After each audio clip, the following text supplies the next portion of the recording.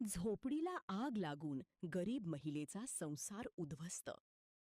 2 मुलींचा उदरनिर्वाह करणारी आई झोपडी जळाल्यामुळे ढसाढसा रडू रडली. झोपडीतील गहू, ज्वारी, तांदूळ, आधार कार्ड, रेशन कार्ड सुद्धा जळून खाक. उदरनिर्वाहासाठी कुटुंबाला मदतीची अपेक्षा. बुलढाणा जिल्ह्याच्या मलकापूर शहरातील मुक्ताईनगर रस्त्यावर अतिक्रमण करून राहणाऱ्या आणि भंगार वेचून आपल्या 2 मुलींना सांभाळणाऱ्या एका महिलेच्या झोपडीला आग लागून संपूर्ण झोपडी जळून खाक झालीय. यामुळे या महिलेचा संसार उघड्यावर आलाय. मलकापूर ते मुक्ताईनगर रस्त्यावर झोपडी करून राहणाऱ्या महिलेला 2 मुली आहे. भंगार वेचून ती त्यांचा सांभाळ करते. राहायला घर नाही किंवा घरात कर्त्या पुरुषाचा सहारा नाही. त्यामुळे रस्त्यावर राहून आपल्या मुलींचा सांभाळ करते.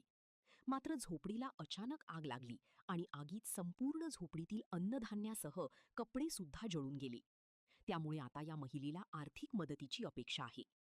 आपला Vidarbha live bureau report, Malkapur.